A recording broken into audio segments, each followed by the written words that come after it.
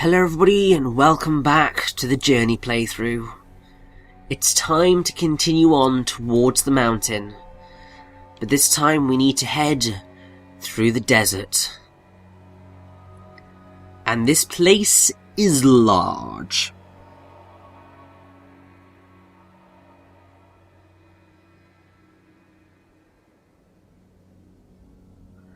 Seriously, it's huge. There is so much to explore here, it's unreal.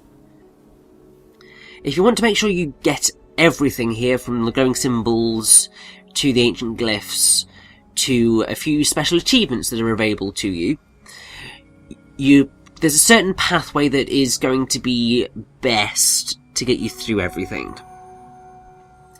I'm pretty sure that I'm going to follow this path throughout my trip through the desert, but it's not going to go quite as neatly to plan as I would have liked. Thankfully, my companion here is going to act as my guide, which made things so much more wonderful because it meant that I wasn't constantly looking back to an actual guide to try and direct me as to where I needed to go, because that would have seriously dampened the pace, I think, for this game. And even though you are totally able to go at whatever pace you like, I think the game is at its most beautiful when you just keep plodding onwards on your journey to make it to the mountain. And it's particularly wonderful when you have an ally like this. Now, one of the really adorable things that you can do is that if you chirp next to a companion, you can help fill up each other's scarves, which is just wonderful. Now, if you're wondering why our white-robed friend here has a longer scarf than us, that is because, naturally, white robes have longer scarves. Also, we have a flower here. If you find it in the desert and stick around it for a little bit, you will get a trophy, which I believe is called Mysterious Flower. And it's a wonderful little reference to That Game Company's game Flower, and it's just really wonderful. If you didn't realise it was there, you can walk straight forward for a bit and then two lights will burst forth from the mountain, one of which will direct you towards the flower and another of which will provide you with a glowing symbol, which is rather wonderful, really. And I have to say that for an area that's so large, I'm very grateful that my companion is sticking with me. Because it's certainly making the traversal of the desert quite a bit more pleasant, because we can fly through it, rather than, attempting to trudge our way through. The cloth creatures that we are rescuing can certainly help, but they can at the end of the day only do so much for us.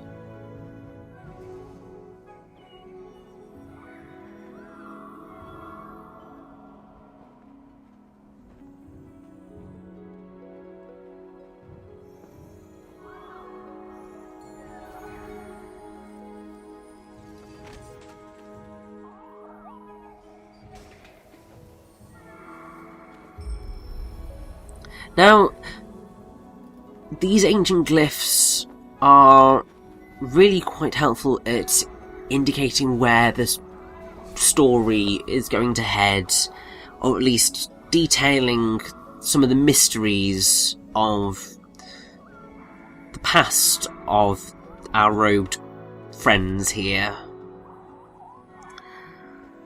it's never going to be explained exactly what they do, but the ancient glyphs are a nice little touch, I think.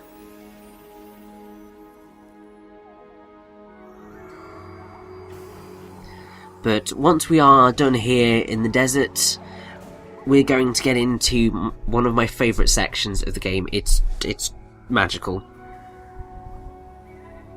So whilst we continue through the desert, I'm going to have a little chat, I think, about the development of a journey. This is mostly going from the Wikipedia page, but I think it's relatively accurate, so we'll go with that. So, That Game Company had a 3-game contract with Sony. The first 2 games were Flow and Flower, and then Journey was the last game of that contract. They began the development in 2009, and Sony expected it to be completed within the year. But it did actually take 3, and I'm quite glad that it did. That Game Company always expected needing an extension, because, I mean, they believed finishing the game within a year was unrealistic. It did in the end up taking even longer than it anticipated, as the team had difficulties paring down their ideas for the game and maintaining efficient communication. So, over the course of the development, the team grew from 7 people to 18 people.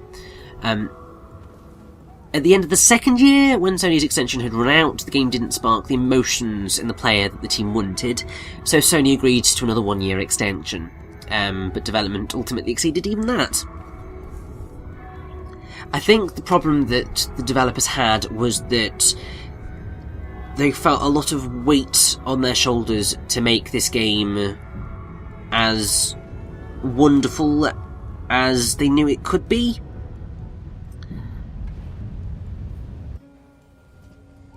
And apparently, in 2013, Jenova Chen, who was the director, admitted that the company had been driven into bankruptcy in the final months of development, and that some of the developers had gone unpaid at the time because they were running out of money, and they had to reduce overtime because they wanted to avoid burning themselves out. But the solution to finally finishing the game was learning to let go of tensions and ideas that could not make it into the game, and just to be nice to each other. And I think they just wanted to make everything perfect. Obviously that caused grief, but they eventually made their way through. The developers designed the game like a Japanese garden. So they attempted to remove all of the game elements that did not fit with the others, so that the emotions they wanted the game to evoke could come through. So it's a game designed on minimalism. And it's intended to feel intuitive, so that you can explore and feel a sense of wonder without direct instructions, which is it's beautiful. And the story arc of the game is explicitly designed to follow Joseph Campbell's monomyth theory of narrative, or the hero's journey. So, just because I don't want to, spoil where this game is going, just know, if you know what the hero's journey is, Journey follows that pretty to the note, really. Well, to the letter. And in his DICE speech, Chen noted that 3 of the 25 testers that tested the game cried upon completing the game, and to be fair, it is that emotional.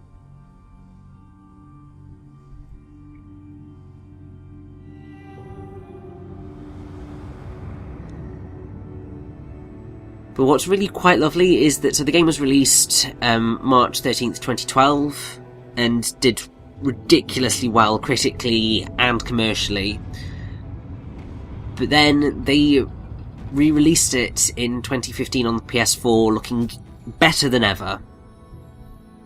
And owners of the original PS3 version were able to download the new version for free. And I think it's just wonderful that it's done so well, really.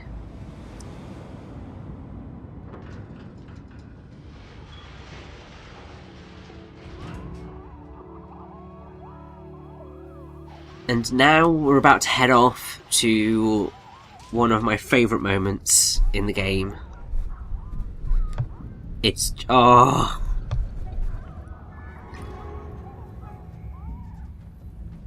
It's just gorgeous. Because really, this is the first time that I think the orchestra really comes to the fore. And it's just stunning. The song throughout this section is called The Road of Trials, and it's just magnificent. Because you're just surfing down the sand at a fast speed as this wonderful cello plays, and it's just magical.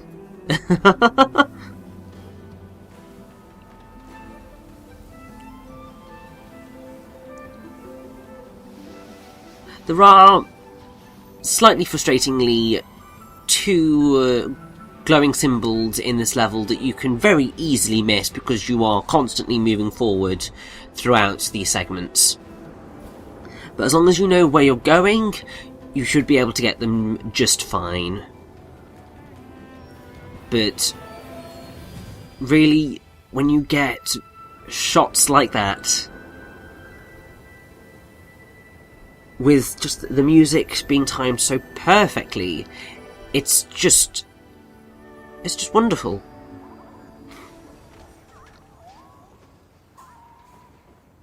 Now, our friend is going to do what we really should be doing. I'm thinking, I know there's a glyph around here somewhere. Don't worry, we are going to go fetch that glyph. But our friend decided to free all the cloth creatures, because the cloth creatures are how you are meant to get out of this little trap that we have found ourselves in. It is possible to get past this section without ever going into this hole, and that's quite fun to try and pull off. Essentially, as soon as you start falling from the higher level, you've just got to fly a bit and just glide your way over to that archway. And then you should be able to get there. If you want to just keep the sun sliding flow going, that's how you do it.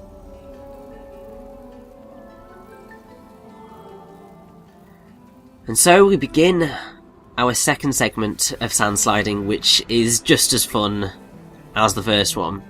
There is an extra trophy that you can get in this particular level, chapter, whatever you want to call it, and that is if you slide through either 15 or 20 of these little archways. You'll get a trophy for that. It's practically impossible to achieve if you are going for all of the symbols, and I very, very, very nearly missed this particular symbol. Thank God I had the ability to fly. Otherwise, I would have been absolutely kicking myself right then.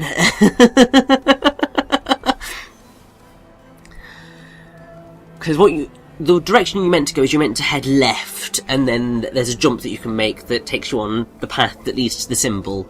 But my friend took me the wrong way, and I'm just like, really, friend? But then we get to this absolutely stunning moment. Just look at this.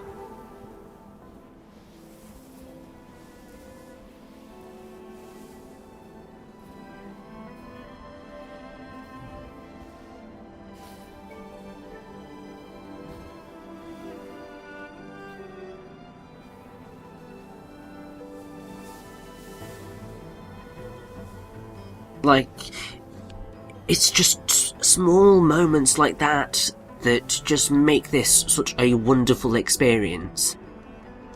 And I have spoken previously about my love of experience games, and I'm pretty sure I have spoken of an article that I did on my website about experience games, and that was inspired by my playthrough of Journey.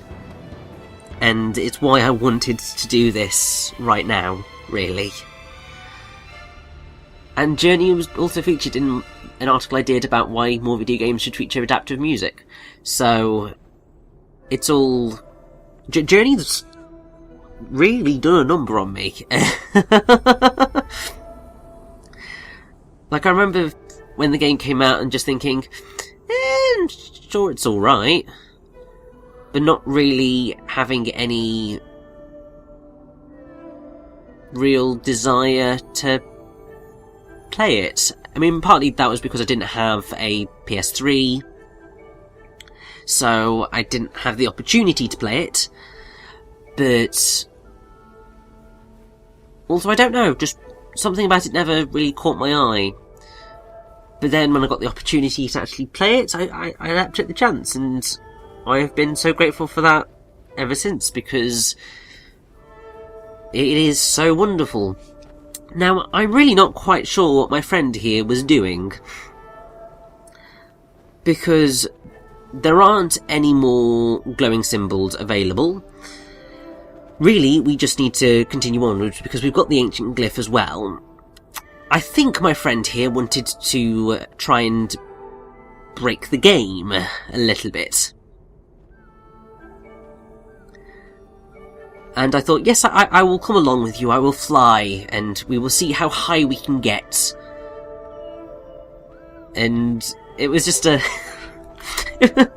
rather fun little moment that I was not expecting to happen at all. But then we got there and I just thought, friend, please, I'm recording. I need to continue the story here. Please, friend, let us continue. I don't want to go on without you, but I will if I have to.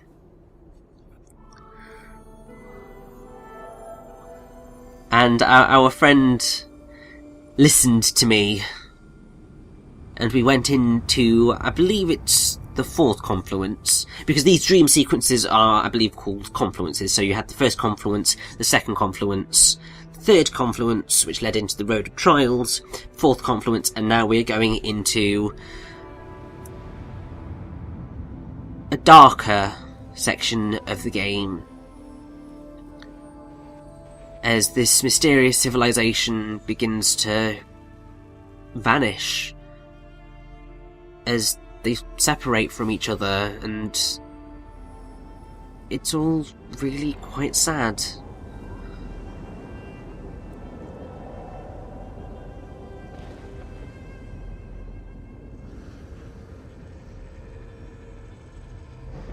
Because war seems to have struck these mysterious people and utterly obliterated them.